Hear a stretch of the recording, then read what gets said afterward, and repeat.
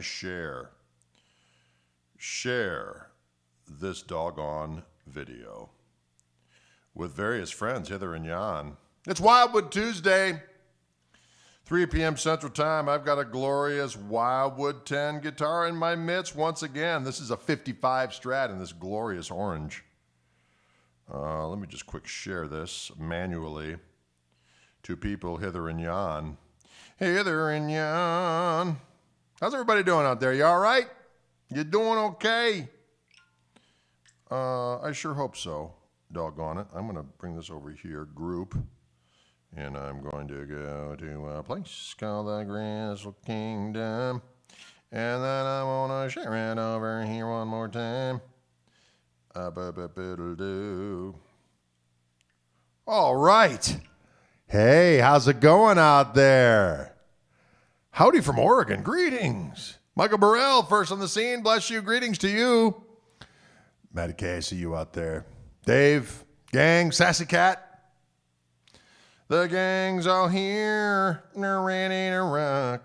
All right, this guitar, just so you guys know, it was one that just arrived from our friends at Wildwood Guitars, and this is Fender Custom Shop, Wildwood 10, 55 Strat, Journeyman Relic. So there's a minimum of savaging on here. This color, though, let's talk about it. Sunset orange. Look at that. It just fills you with pride, does it not? Sunset orange. I'll tell you what. Delicious. These guitars, of course, because it's a 55 ash body. You know, it's saying, folks, it's got a 57 soft V neck. I'm going to say this is the 55 neck on here. These are my thoughts. Fingerboard is maple, radius, of course, 10-inch radius. It has the hand-wound Wildwood 10 Strat single coil pickups on it. And 7.33 pounds. Can you dig it? Sunset orange. One too many wasted sunsets. A little Deep Purple there. Wasted sunsets. I think he was talking like he was wasted at sunset. Like, Ian, come on. That's a little early to get to business. The bread was fantastic. I posted a picture of me. I was at the grocery store the other day and had some Dave's Killer Bread. I saw it and had a guy on it playing guitar and it said, good seed. I thought, I got to try this stuff. And people were going, who are obviously way more familiar with it than I was, like, that bread is unbelievable. And you know what? They were right. It was damn delicious. It didn't last long here at Koch residence.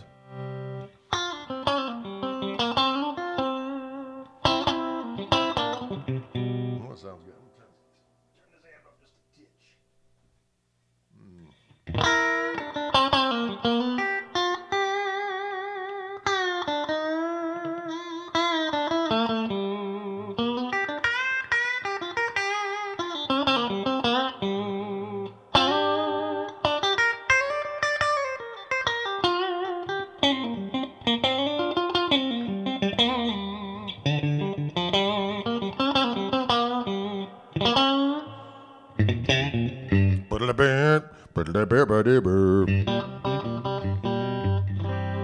Greetings from Manchester, UK. Well, all right. I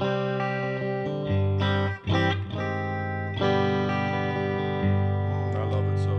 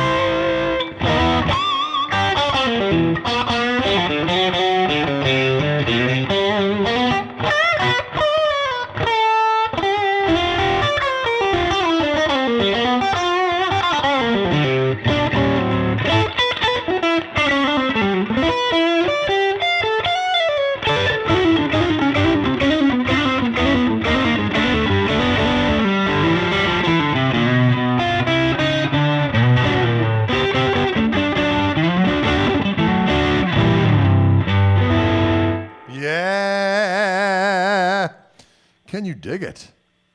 Right out of the case, this rascal sounds pretty doggone good. It's actually behaving pretty well considering the steadfast rogering it's receiving. Sunset Orange, that is exactly correct.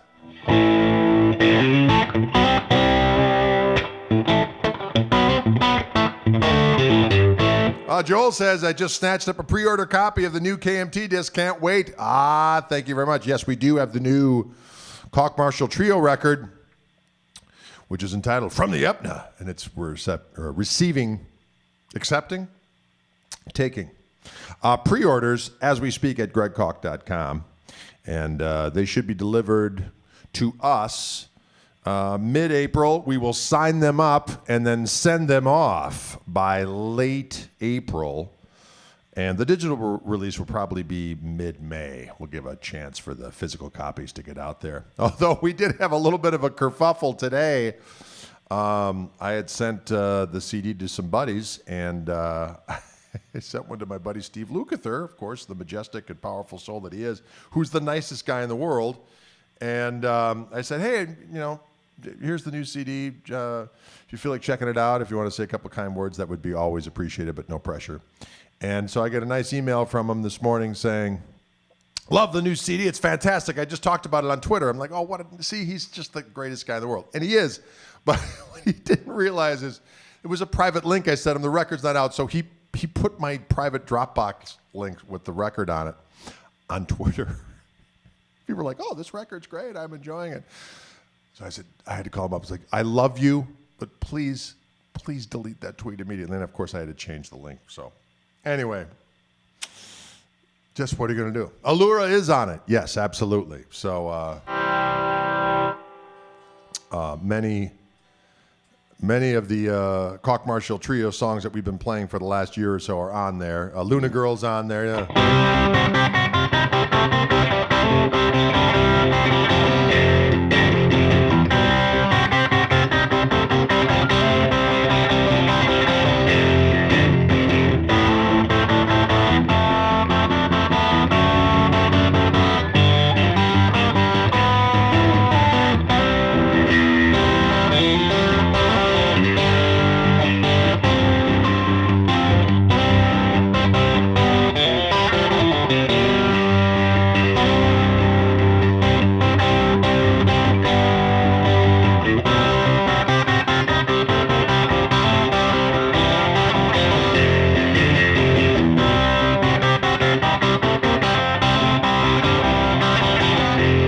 So that Luna Girl song, that's the first track on the new record from the Upna, and then some of the other ones on there.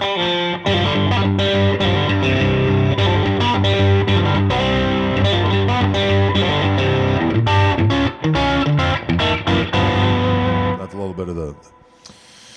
What the heck do I call that one? That one's the Tussle.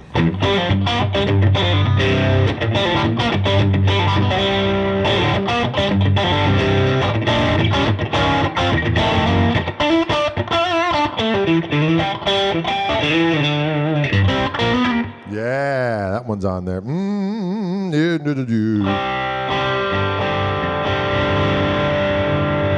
Bethany is not on there, Seth, you rascal. Bethany's will be on the one after that. The other one is, the Funky Klaus is on there.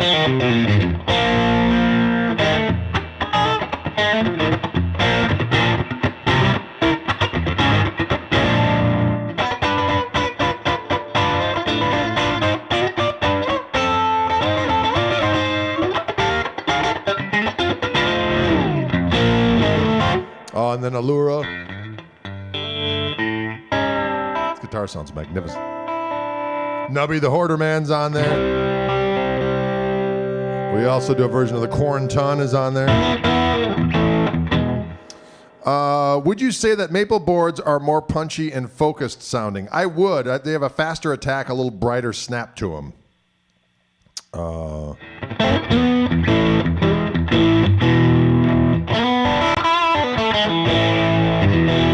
So I kind of prefer maple, although those 61 Wildwood 10s that have been coming, I got a hankering for one of those, a little mellower attack.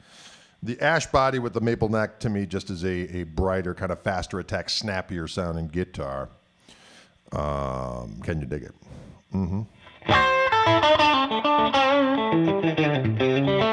I like these 55s because the neck's got a little bit more girth to it. It's not quite as big as like a 52U, but it's just a big old chunky neck, which I dig.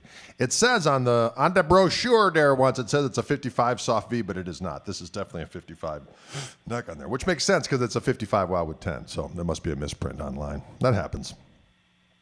Can you dig it? Can you dig it? Questions out there. A white Strat with a rosewood board is gorgeous, though. It is indeed. There's no question about it.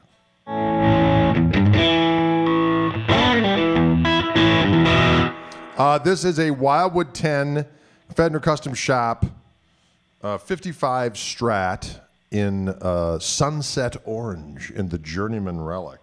So if you can see, it's just got a little bit of loving on it. Ash body, quarter saw maple neck, 10-inch radius, 6105 France, and these hand wound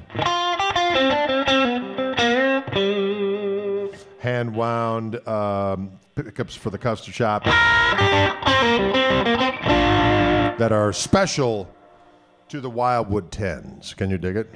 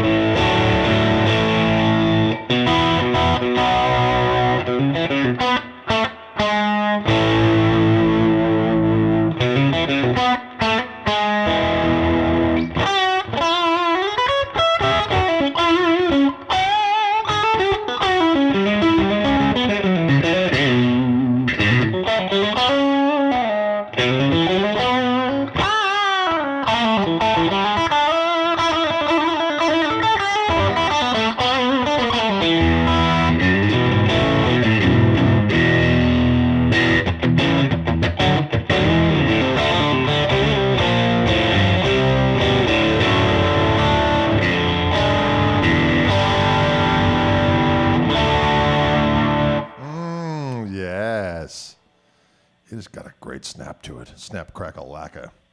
It's the sunset orange part of it. It matches the orange room. Sunset orange. For a guy that plays tele-style guitars, he does sound nice on the Strat. Well, thank you, but you know what, Josh? I played Strats as my main guitar for a good dozen years. As my main live guitar. I always played teles too, but for a good chunk of years, Strat was my main axe.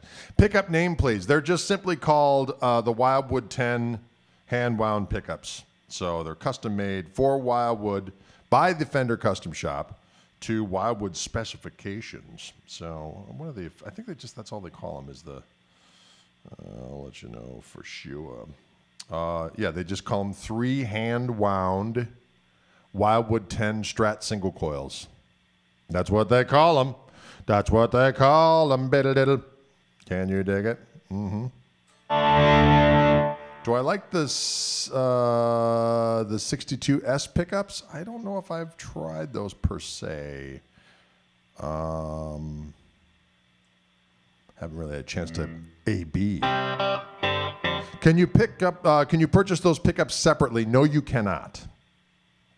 No, you cannot. That's one of the things that makes the Wildwood 10 special, and also conversely, when they do the Gibson Wildwood spec guitars, they have special pickups in them that you can only get on those guitars. Can you dig it? Do you think that the plastic pickup, plastic cover on the back of the spring plate affects the sound? Of course. Of course it does. Just like the colors always matter, how the guitars sound. Do you still have the Epiphone Black Beauty? I do, as a matter of fact. Are they slightly underwound, Mark Knight asks about the pickups. They are indeed. They are indeed. Can we dig it? We can dig it, says Josh. I like it.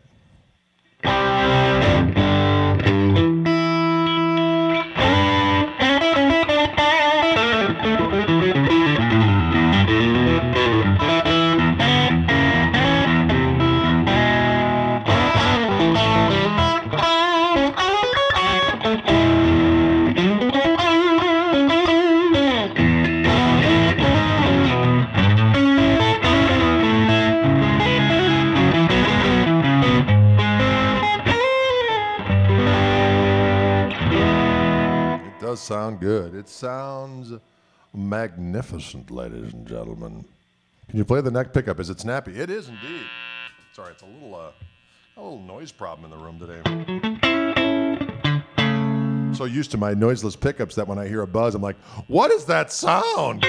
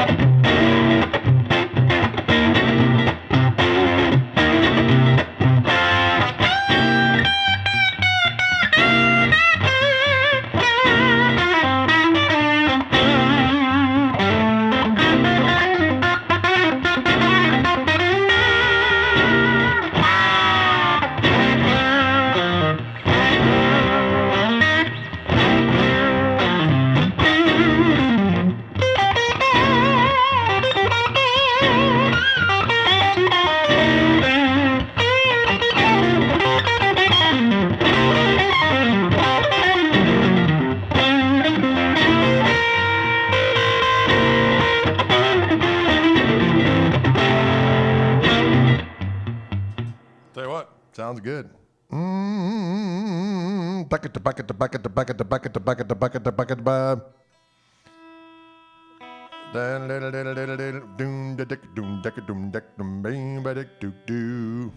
Sounds good clean. It sounds good with a little filth on it. I was using that Wildwood overdrive pedal down there, the Jetter ODS 181. It's a good sounding rascal, is it not? It's a good sounding rascal. Do you own a G-string decimator pedal? They work awesome for taming that noise, and it's not a noise gate. No, I haven't yet. Usually I don't have much noise in this room. There's something going on. It's not the guitar. It's something weird in the room here. I got a bunch of different stuff plugged in, and it's causing troubles. But that's why I'm so used to using my Fishman pickups in here, and so that's why I'm not very used to any kind of noise whatsoever. I'm like, wait a minute, what is that sound? It's foreign to me. Oh, great sugar. When you play, do you inhale through your nose or your mouth? I have no idea. I have no idea. Do you like Firebirds? I do like Firebirds, although I don't currently have one. I do have a Telebird, a buddy of mine made for me. That is a Firebird body with a maple telly neck on it, telly bridge, and then a Johnny Winter signed Mojo Tone Firebird neck pickup on it.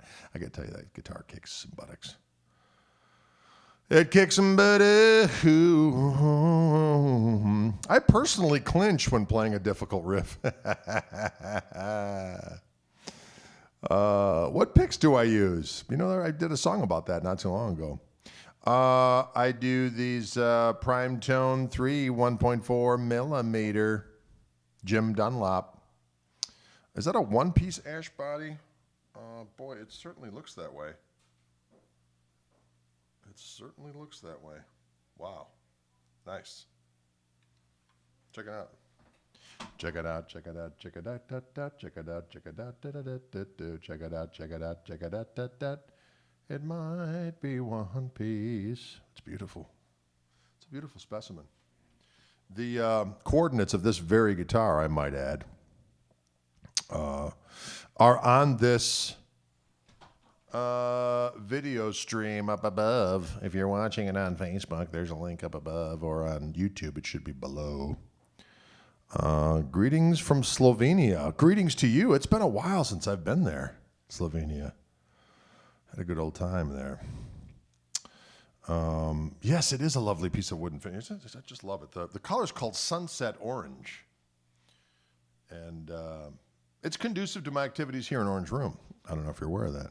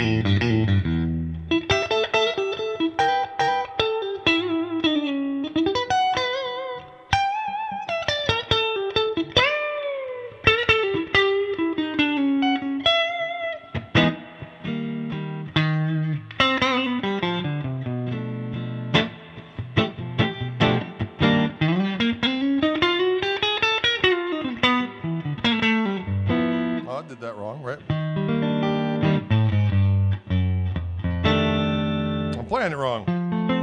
It's F.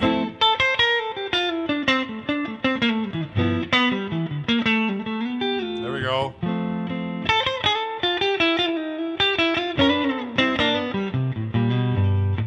Then E flat.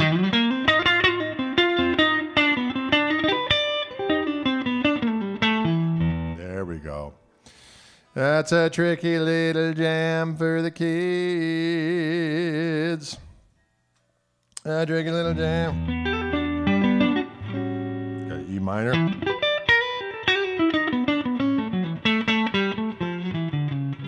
Mixolydian.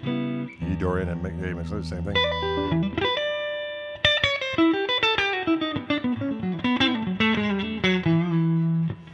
F major. G Mixolydian.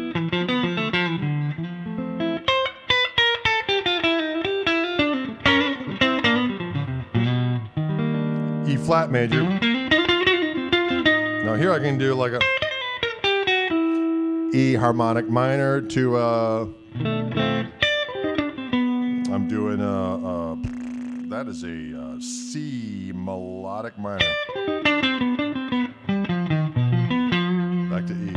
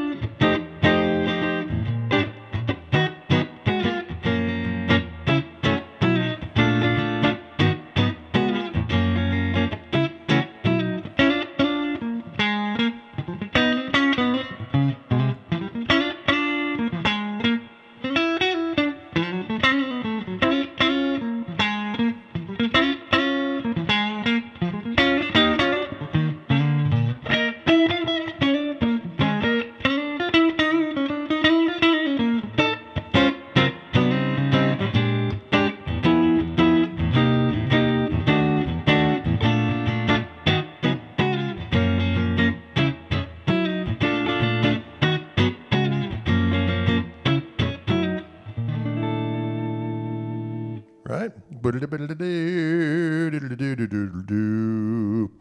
Where's that Jive Turkey Dylan? He's off on Tuesdays and Thursdays. Doggone it. He is off on Tuesdays and Thursdays, prowling around the wood like a Sasquatch in heat. Dylan James Kuchenheimer Schmidt. That's right. That's right, folks. Dylan James Kuchenheimer Schmidt is not a stranger to danger.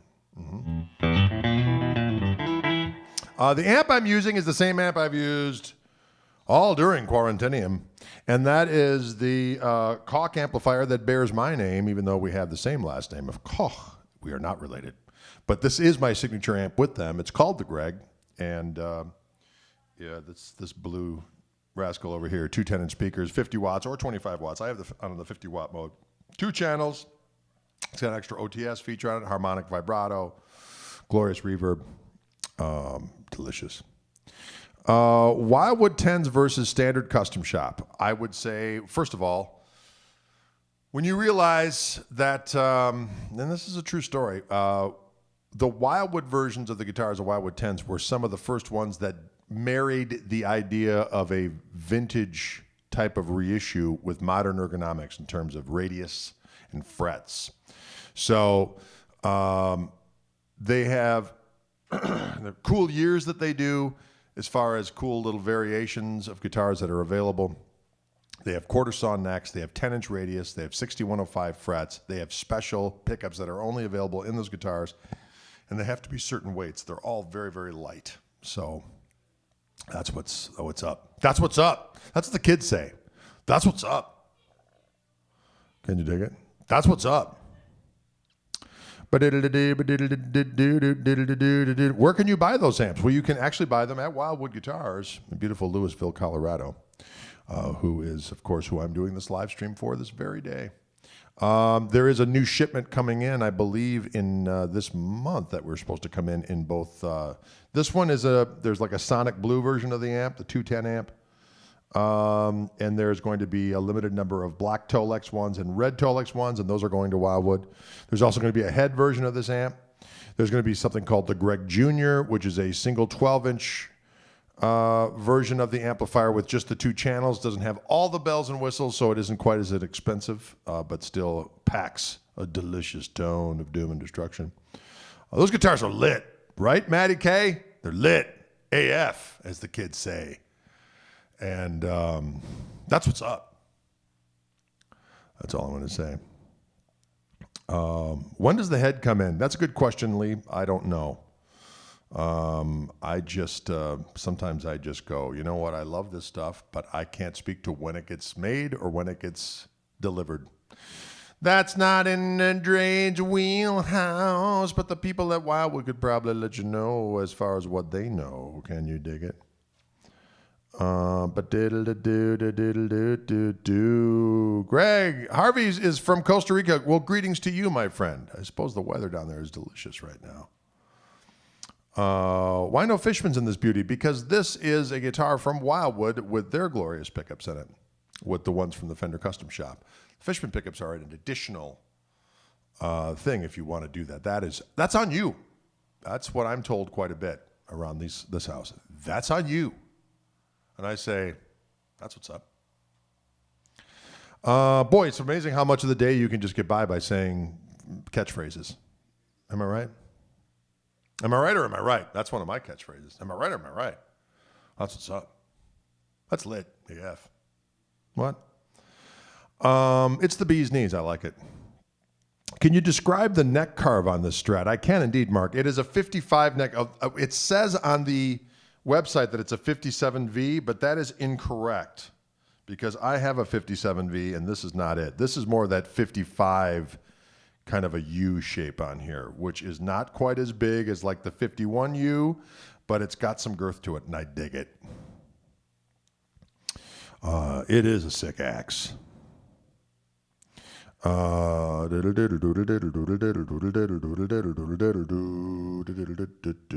Pound the gristle. That's right, Brian. You're speaking truth to power right now, and I like it.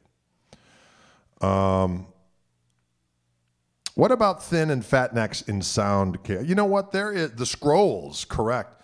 I think that there is something to having a guitar with a more substantive neck. I think where there's more wood, there's more tone. I think it's probably a pretty subtle thing, depending on the player's perspectives and so on and so forth.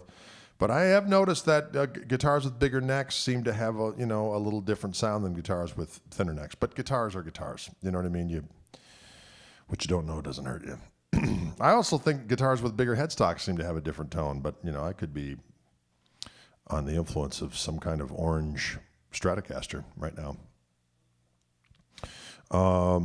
Is the neck like the 50s original? Like an original 55? Yes. That's what they're going after here. Have I ever been a Firebird player for any length of time? No, I would not say that. I remember a buddy of mine that I grew up with, we went to college together and played bands together. He had a Firebird, and I would end up playing that guitar here and there, but I've never actually owned a Firebird until I had the Telebird. And I do like that guitar quite a bit. I love the sound of a neck pickup on a Firebird.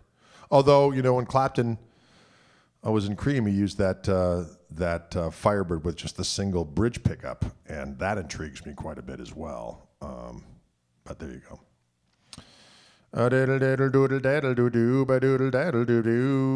Aren't you glad to be in that room? I am indeed, Al. Well played. Well played. Am I right? In meringue?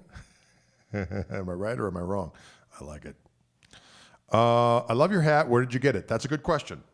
I actually have a gal named Denise Porter, who lives down in Georgia, in Atlanta area, who makes these hats for me, and we sell them on my website at gregkoch.com. We call them gristle beanies. Originally, I saw a hat on both Joe Zawinul and Jaco Pastorius were wearing hats like this. Back in the Weather Report days, and I was watching a Jaco Pastorius biopic on the Intergoogle. No, it was on Netflix for a hot minute, I believe. And I watched that, and I thought, man, those are some cool-ass hats. I wonder where you get those. So I looked online, and I found this gal, Denise Porter, and she made that. So I bought a bunch, and then I kept on buying more, and then everyone kept on asking me, where do I get my hats? So then I proceeded to start selling them for my website, and so we actually sell quite a few. People are interested in the hats, which is good. Greg, you need to record with Les Claypool. That would be fun. I don't know Les. His people don't know my people. Do I have people? I'm sure he has people. I have a person. Maybe there can be some interaction, but you know what? We'll see. New book coming out, Greg. Yes, there is a new book of my transcriptions, which should probably be out in May. Everything, all the new things that I was supposed to have out this year was supposed to come out in January, but because of COVID, release dates are really more of a suggestion, and things are always modified. So one must learn to be flexible when it comes to these situations. But as soon as that book is available, I'll make sure to let everybody know. It's a book of about 12 of my songs from all the records over the years, but going back to my first record came out. Well, the first tape, came out in like 1990, but the first record came out in 93. So since then, I think I have like 17 records, I think, something like that. 17 or so. Yeah. No hat for Wayne Shorter. No, he did not wear a hat. Someone was asking about jazz standards. Yeah, I know a few. I don't really, play a bunch of them all the time, but some of my favorites. I just played West Coast Blues. I do like playing that one. I like playing Pork Pie Hat every now and again. Killer Joe is one I enjoy. I do Donna Lee every now and again. Freedom Jazz Dance, I love that song, that tune. Yeah. Billy's Bounce, things of that nature.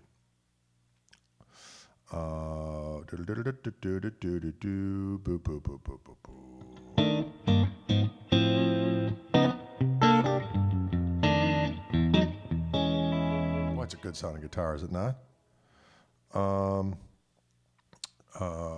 Marty V says, "Hi Greg, I love my Gristle Master 3-tone Sunburst. I got through Guitar Merchants, one of the first in Europe." Oh, I'm glad you dig it. Thank you kindly.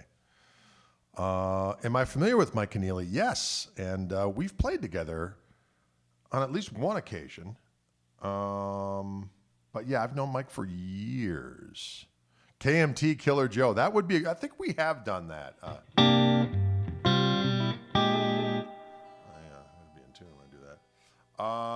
What's another one? We've done Sugar before too.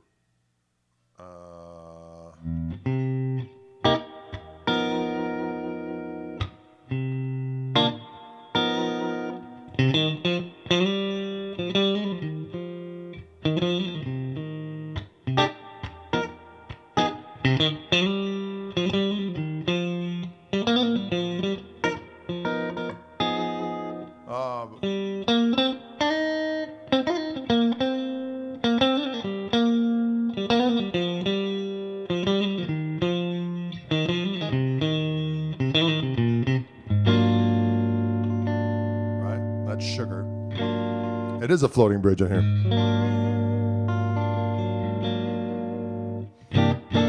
And then there's a...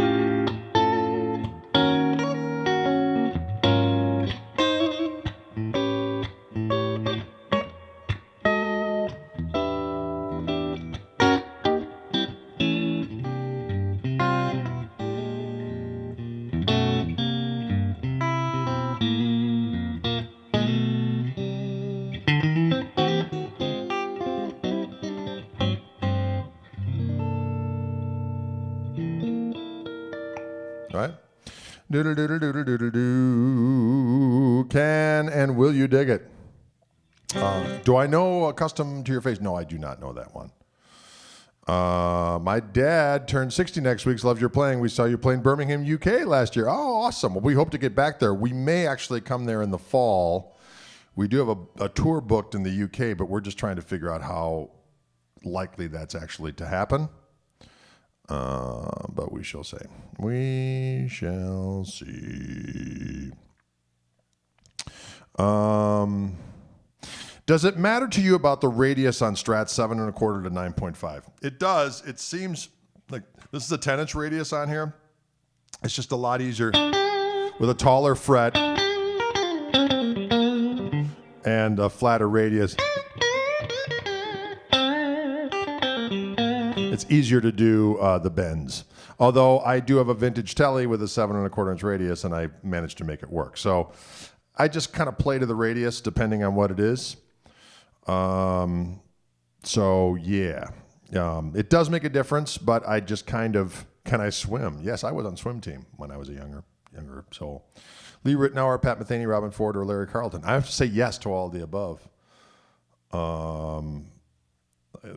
I used to listen to a lot of Larry Carlton back in the day. And then, love me some Robin Ford. I probably listened to Schofield more than all of the above. Although I never really tried to play like any of those guys per se. I probably learned more theory stuff from how Robin Ford approaches playing to changes. Nitro is slightly sticky, but it sounds good though. Thin nitro. The choke out on 7 1/4 is real. That's true. You got to set the action so you don't choke out, but it can be done. Larry Graham is good. Larry Graham's a whole different story. Standing by the hallway, waiting in the rain. Standing on the hallway.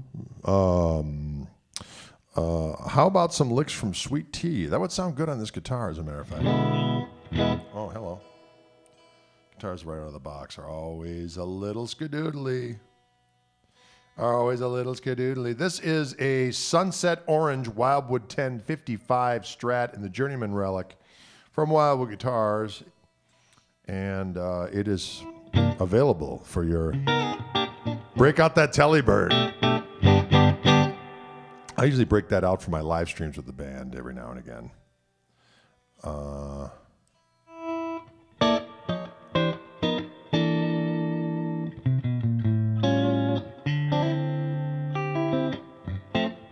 No, I was definitely into blues before I was into jazz.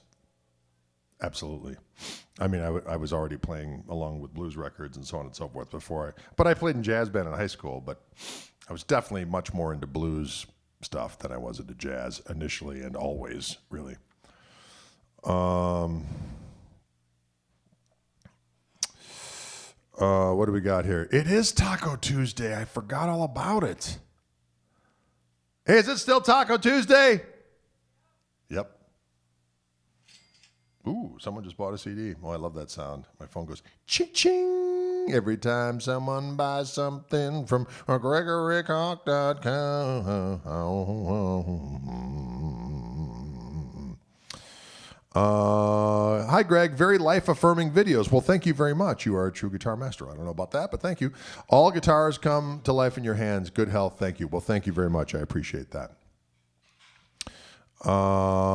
Please tell a story about Danny Gatton. I recently bought 3 of his items on Amazon, but too hard to play it. Well, it's definitely hard to play some stuff from Danny. I met Danny Gatton in 93. Buddy of mine found the show bill the other day and said, "What is this all about?" Because he didn't know that show happened. There was a show in town, in Milwaukee here. We did a triple bill. It was my band, Greg Koch on the tone controls, Danny Gatton and Mick Taylor. It was a triple bill, and Mick Taylor was the headliner, so he had the main dressing room, and we had to share this back room with Danny Gatton and his band, and I was a big Danny Gatton fan, and hadn't really known anything about how he was personally. He looked kind of menacing without knowing him, so you didn't know what kind of a guy he was going to be, so I had no idea. So we did our set, and after we got done, I went backstage, and he was in there, and he had his guitar, and he was just kind of sitting against the corner, the back, and he looks up, and he goes, "Are you the guitar player?" I was like, "Yeah." He's like, "Man, that was..." And he started talking to me. It's like we had known each other forever at that particular point in time. And then his band played an Incendiary set. And then afterwards, we hung out, and I still have on my legal pad that I had where I wrote my set list, he gave me his home phone number and address and said, "Call me anytime." And I just started doing stuff with Fender. I said, "Fender's trying to help me." He goes, "They absolutely should. And if you need me to do anything for you, let me know." And we were going to do a tour together. And see, here's one of the things, and I'm sure some of you in the music business or have been in the music business know that a lot of times people will say stuff, but then they never really actually go through with it. So, I was like, boy, if we could ever open up for you, which is a question you get a million times, you're just like, really, it's probably not going to work out because usually no good deed goes unpunished. But be that as it may, that's a separate story. But I said to him, I go, if you're ever coming through this area, we'd love to open up for you again. That was a lot of fun. And so he said, this is my agent's number in Nashville. We're supposed to do a Midwest run coming up whenever. Call them and tell them I told you to call. And you're like, wow, I can't believe he did that. So then I called the agent, and usually that's when you'd get blown off, right? Like, yeah, no. So I call up, and the gal says, oh, Danny told us all about you, no problem. We're just working on finalizing the dates. We'll let you know. And I'm like, what? And then shortly thereafter, unfortunately, he passed away, so it never came to fruition. But very nice guy. I talk to him every now and again on the phone. And sometimes, when you'd call, he'd be like, hello.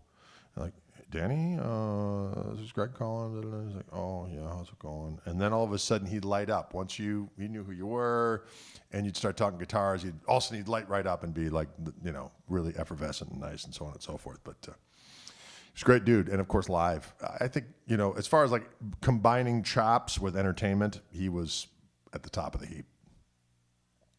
Can you dig it? Danny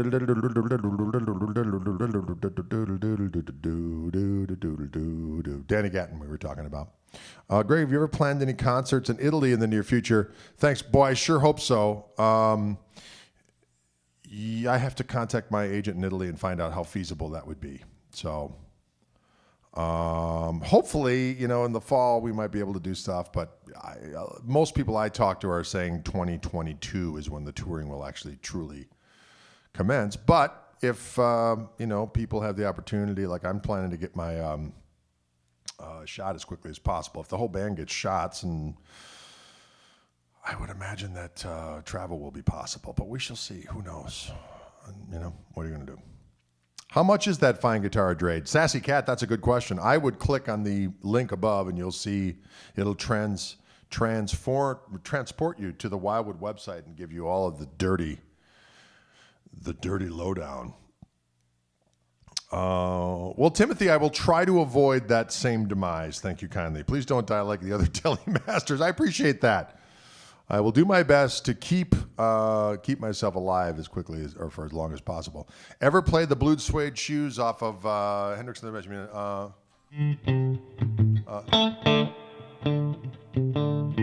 Boom.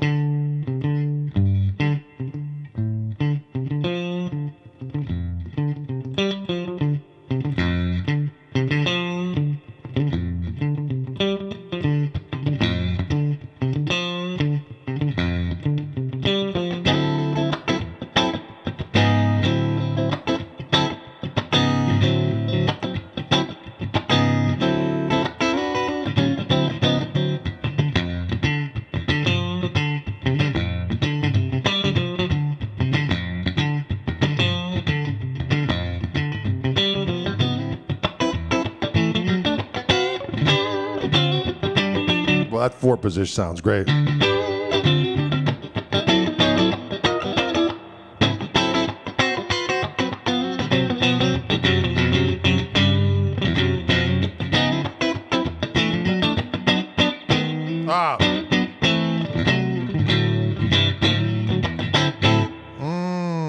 Can you dig it?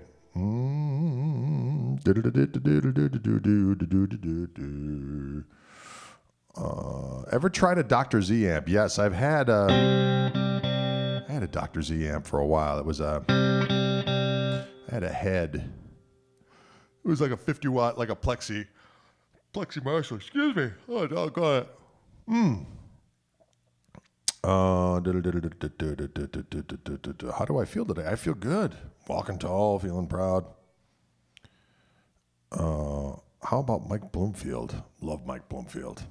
Caravan. Boy, so many interesting shout out. What? A coffee would be fantastic.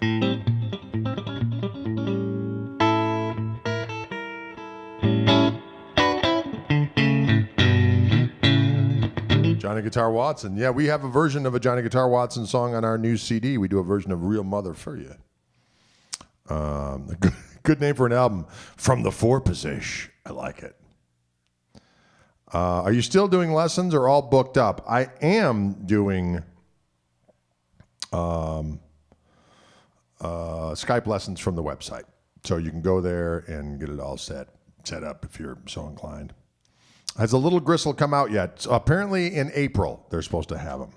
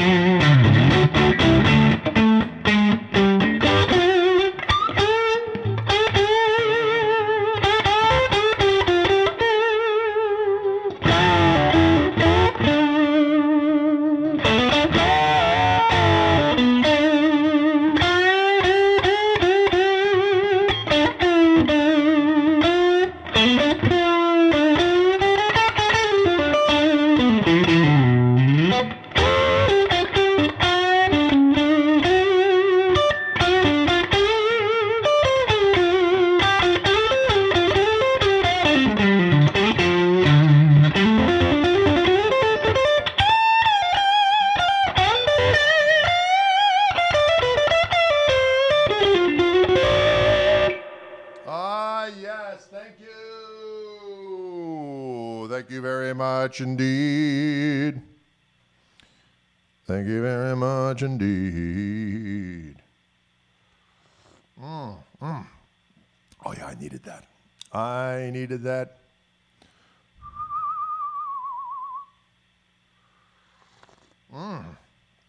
Cheers to one and all, ladies and gentlemen.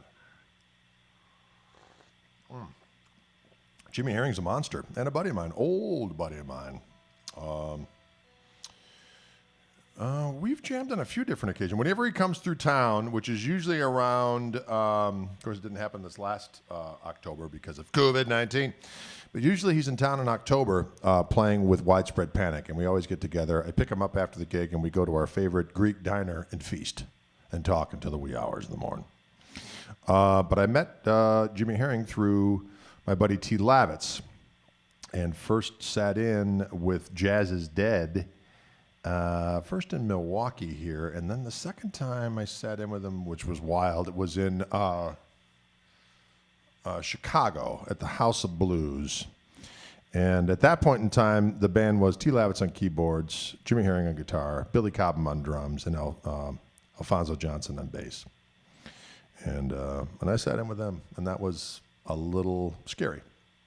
And afterwards, I'll never forget, I was going backstage, and I was wondering how it went, because, you know, the crowd reacted, and everything seemed cool. Get backstage, and I see Billy Cobham, he looks at me, and he goes like this. And I thought, that's something I won't forget.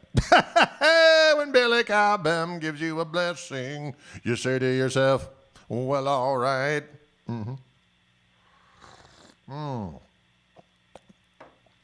Yes. Am I into Mike Stern? I am indeed. Absolutely. The first time I heard Mike Stern, I've met Steve Morris a few times. T. Lavitz and I were really good buddies. And Rod Morgenstein I got to know real well as well through T. Actually, I met Rod before that, I think. But, you know, I sat in with Jazz is Dead one time with Rod as well. And Rod's great. He's a funny character. And then what was funny is I probably opened up for Steve Morris like 4 or 5 times, and he was never there when we played, ever, until the last time with the Dixie Dregs. Finally heard the band, and then afterwards we went backstage, and he was asking me about my Telecaster and shooting the breeze about this, that, and the next thing, and yeah, it was just like, oh my God, all these times I've opened up for him, finally the last time we ended up shooting the breeze, but I haven't talked to him in a long time.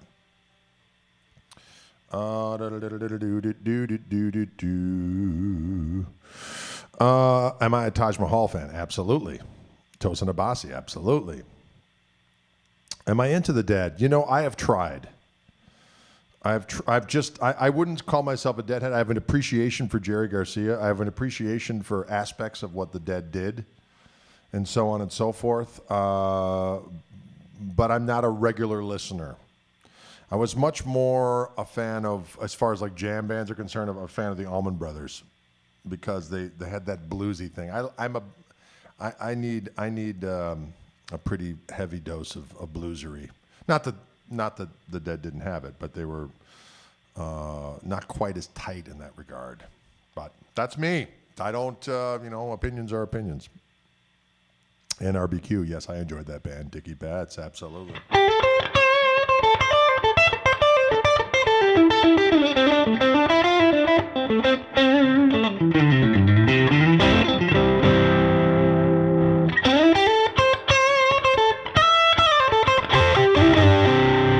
Mix it with a little Jim Hendrix.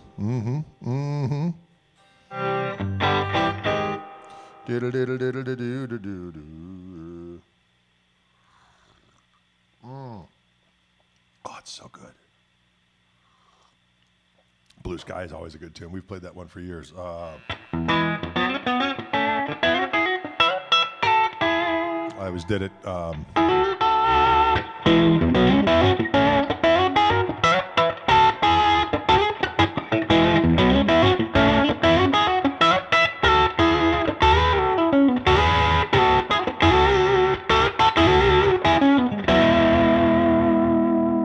Because I always played in trios, and so I always had to do all the parts in one fell swoop. Little Feat, yes, of course, a big Little Feat fan. As a matter of fact, I've sat in with Little Feat many, many times. Paul Barrere was a good buddy of mine. I actually played a version of Texas Twister. I would jam with them on Texas Twister, and Fred and I would do that liquor.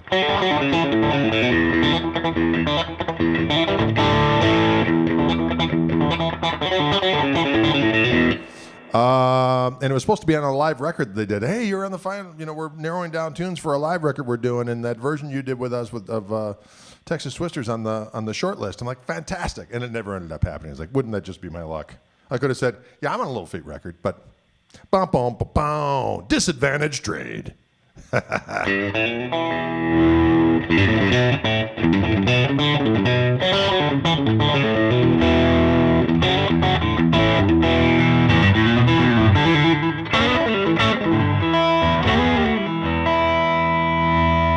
All right, folks, let's just review real quick. This is our Wildwood 10 of the day. And this is in Sunset Orange. This is a 55 in the Journeyman Relic. Ash body, quarter saw maple neck, 10-inch radius, 6105 frets, special hand wound, Fender custom shop pickups uniquely for our Wildwood 10 guitar. And nice light 7.33 pounds. And doggone it, it's delicious. And there you have it. A nice, it's transparent. They're calling it Sunset Orange. But it's beautiful, right? I love it. All right, folks, thanks so much for tuning in. We will see you on Thursday. I shall return with yet another delicious Fender Custom Shop instrument. And we will converse more at that particular point in time. Can you dig it? Thanks so much for tuning in. I appreciate it as always. Have a good one, y'all. See you later.